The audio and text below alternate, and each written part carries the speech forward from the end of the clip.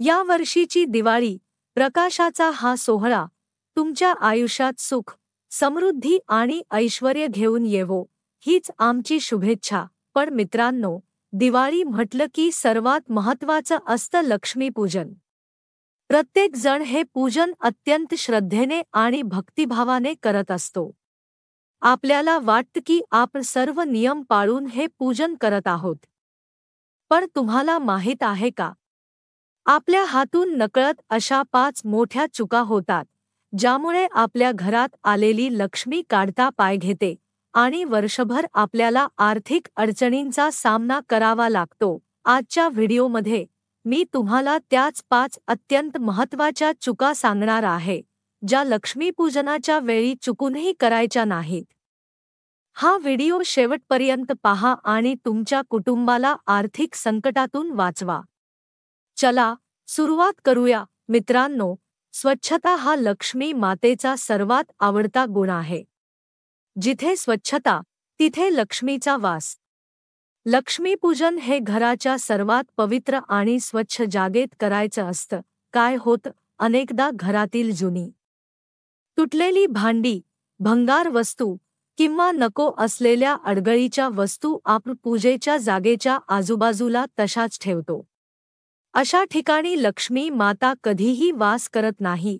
काय करावे? लक्ष्मीपूजन करण्यापूर्वी फक्त पूजास्थळच नव्हे, तर संपूर्ण घर स्वच्छ आणि टापटीप करून घ्या. जुन्या, तुटलेल्या, बंद पडलेल्या वस्तू तात्काळ घराबाहेर काढा. तुटलेली मूर्ती चुकूनही पूजेत वापरू नका. लक्ष्मीपूजन करताना तुम्ही स्वतः देखील स्वच्छ, धुतलेले वस्त्र परिधान केले पाहिजेत.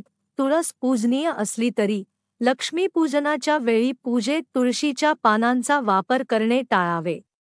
कारण तुळशीचे श्री विष्णूशी असलेले नाते आणि लक्ष्मी विष्णू यांच्यातील कथा लक्षात घेतल्यास लक्ष्मीच्या पूजेत तुळस वर्जित मानली जाते. तसेच पूजेमध्ये चुकूनही लोखंडाच्या वस्तू किंवा भांडी वापरू नका. काय होतं, लोखंड हे शनीचे प्रतीक आहे आणि लक्ष्मीपूजन हे पूर्णपणे सात्विक आणि मांगल्याचे प्रतीक आहे. लोखंडाचा वापर लक्ष्मीला अप्रिय असतो. काय करावे? लक्ष्मीपूजनासाठी केवळ तांबे, पितळ, चांदी किंवा सोन्याची भांडी वापरावी. तसेच मूर्तीसाठी धातू किंवा मातीचा वापर करा, पण लोखंडाचा नाही. लक्ष्मीला तुळशीऐवजी कमळाचे फूल, लाल गुलाब किंवा झेंडूची फुले अर्पण करा. लक्ष्मी मातेला शांतता आणि प्रेम खूप आवडते.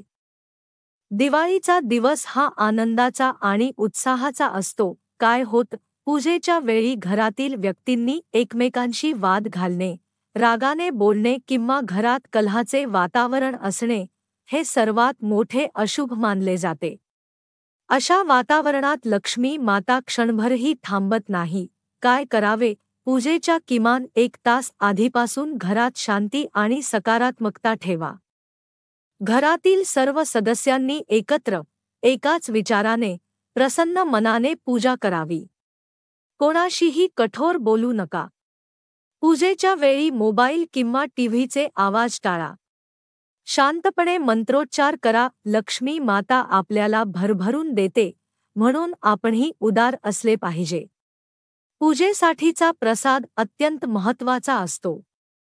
काय होतं, अनेक लोक पूजा करताना नैवेद्यात किंवा प्रसादात कंजूसी करतात. तसेच दिवाळीच्या दिवशी कोणी गरीब, भिकारी किंवा गरजू व्यक्ती दारात आल्यास त्यांना रिकाम्या हाताने हाकलून लावतात किंवा त्यांचा अपमान करतात. हे लक्ष्मी मातेला अजिबात आवडत नाही. काय करावे? लक्ष्मीपूजनासाठी पोह्यांचा नैवेद्य, लाडू, पेढे तसेच खीर किंवा गोड पदार्थ नक्कीच ठेवा. तसेच शक्य असल्यास आपल्या क्षमतेनुसार दिवाळीच्या दिवशी काही गरजू लोकांना दान करा. गरिबांना अन्नदान, वस्त्रदान करणे हे लक्ष्मी मातेला प्रसन्न करण्याचे सर्वात मोठे साधन आहे. लक्ष्मी मातेला आळस आणि दारिद्र्याचे प्रदर्शन आवडत नाही. काय होतं, लक्ष्मीपूजन हे अमावस्येच्या रात्री केले जाते.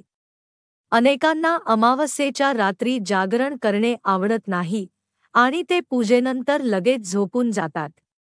तसेच अनेक जण स्वतःच्या आर्थिक अडचणींचे प्रदर्शन करतात, सतत नकारात्मक बोलतात. काय करावे? लक्ष्मीपूजनाच्या रात्री लक्ष्मी माता पृथ्वीवर संचार करते असे मानले जाते. त्यामुळे पूजेनंतर निदान 1 ते 2 तास तरी जागरण करावे. या वेळेत भजन कीर्तन करा किंवा लक्ष्मीचे मंत्रांचे पठण करा. तसेच घरात आनंदी आणि सकारात्मक वातावरण ठेवा.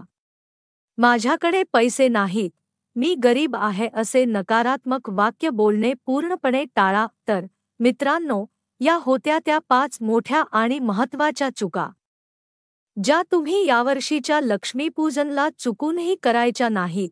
त्या नियमांचे पालन करा आणि तुमच्या घरात लक्ष्मी मातेला कायमस्वरूपी वास करायला लावा. आम्हाला खात्री आहे, या टिप्समुळे यावर्षीची दिवाळी तुमच्यासाठी खूप शुभ आणि मंगलदायी ठरेल. श्री स्वामी समर्थ.